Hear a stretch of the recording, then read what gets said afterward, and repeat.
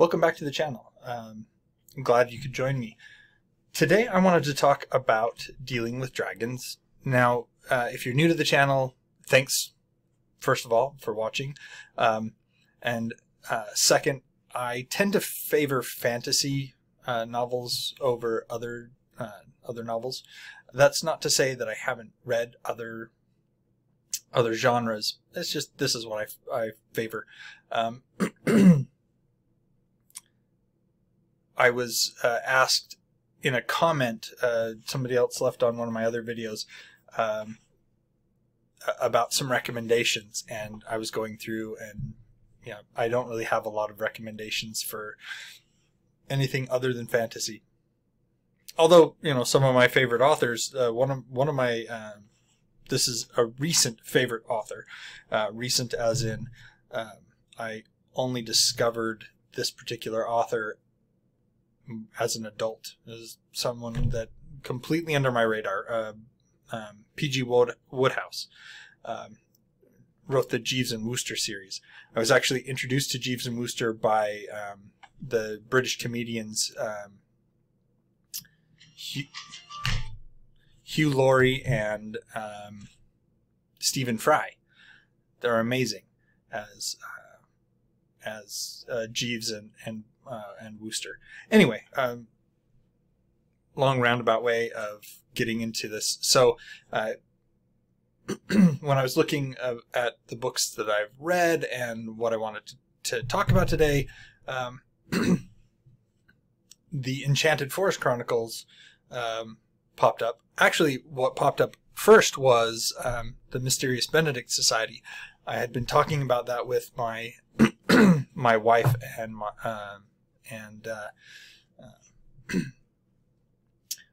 we both were reminiscing about how we enjoyed reading it, and we read it with our kids and all that stuff. So anyway, then I went to check, and I'd already talked about the Mysterious Benedict Society. So I was looking for a different book, and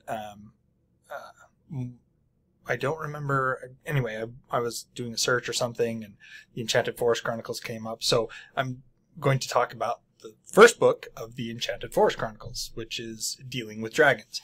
Now, this one, I ended up looking up the name of the princess. It looks like the consensus on her name is Cimarine. So that's what we're going to go with. Anyway, Cimarine is the princess of the, let's see, Linderwall Kingdom. But she has 6 sisters that are golden-haired and, stereotypical princess down to the, down to her toes. And Cimarine is not like that. You can see on the cover that they've portrayed her as a brunette, and she is. She's in the book. She's a brunette. But the thing is that she thinks that the normal princessly duties are boring. And so she has schooling in Latin and well, let me backtrack on that. She has studied dancing, embroidery, drawing, etiquette, curtsy, how to scream properly if she's carried off by a giant. However, that's not what she really wants to learn. What she really wants to learn is all the exciting stuff. So fencing, learning to read Latin, how to do magic, understanding economics, how to juggle, how to cook.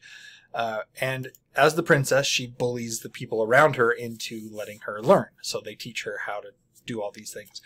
But her parents, on the other hand, they foil her attempts, basically. Every time she tries to learn something new and exciting to her, her parents derail her and try to get her back on being the proper princess. So they go to a neighboring kingdom, and she finds out that she's supposed to be marrying this Prince Thorandil. And so she decides to run away. And she meets a group of dragons and volunteers to be their captive. And so she ends up being the captive of a dragon named Kazul.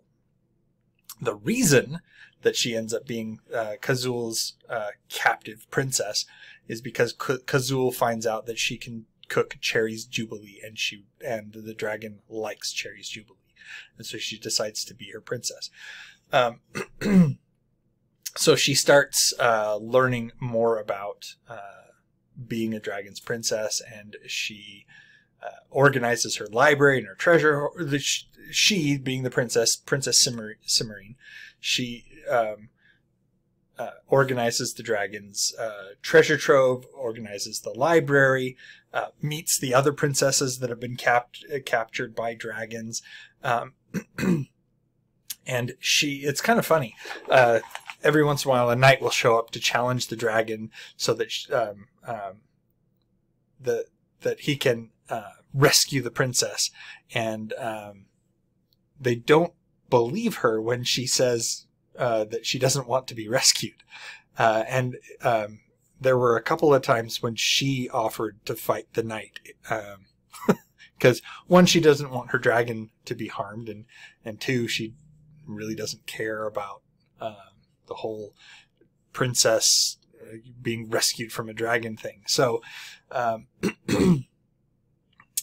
yeah, it's very, very fun. It's a very fun book. Cimmerian is an interesting take on the non-traditional princess, and the fact that she enjoys being the captive of a dragon. And she finds out that not only is there, the kind of the traditional role of the dragons and the princesses and the knights that are all coming around, but she also finds out that there are wizards, and the wizards and the dragons don't really get along. The thing is that the wizards would like access to the caves of fire and night, and the dragons don't want them to be wandering around in their caves. And not only that, but the wizards, their particular brand of magic drains the magic from whatever's around them. And dragons, being magical creatures, they don't really appreciate their essence being drained. Go figure. So this particular series of books, there's 4 books in the series. The next one is Searching for Dragons, and then there is let's see. I've read them. I have all of them.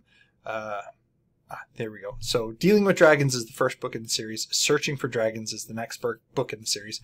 Calling on Dragons, and then Talking to Dragons being the last one in the series. Apparently there was a revision to Talking to Dragons came out in 1985.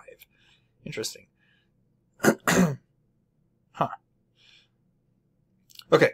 So I'm looking at the chronology. Dealing with Dragons is the first book in the series. Then you have Searching for Dragons, which came out in... So the first one in the series came out in 1990. Searching for Dragons, book 2, came out in 91. Calling on Dragons came out in 1993. But Talking to Dragons, the last one in the series, came out in 1985 and was revised in 1995. Possibly for the Enchanted Forest Chronicles Omnibus Edition. I have to take a look into that a little bit more, because it doesn't say here. But it's interesting that she might have been... she might have written the first one and then went back and wrote the prequels. I assume that's what happened in this particular instance. Anyway, if you have more information on it, drop a comment down below. So, one thing about the Enchanted Forest Chronicles is that the Enchanted Forest Chronicles are definitely young fantasy, so teen, but still fun, still a good way to. It's a young adult fantasy novel, but they're still entertaining for adults. I very much enjoyed reading the book. I've read it to my kids. My kids enjoyed it, and we really like that. The fact that Patricia C. Wrede, who wrote the Enchanted Forest Chronicles, I've read some other books by her that are more adult oriented, and they were entertaining. I enjoyed them as well. But the fact that she takes those tropes that are very often part of fantasy and upends them. We have the princess here who who instead of being kidnapped by a dragon and waiting to be rescued by the handsome prince or the knight or whatever, she goes out and she volunteers to be the dragon's captive. And then anytime a knight comes by, she says, "Oh, I'm not interested. Try the cave 2 caves down from here. There's a princess there that would really like to be rescued." And she's doing all she can to make sure that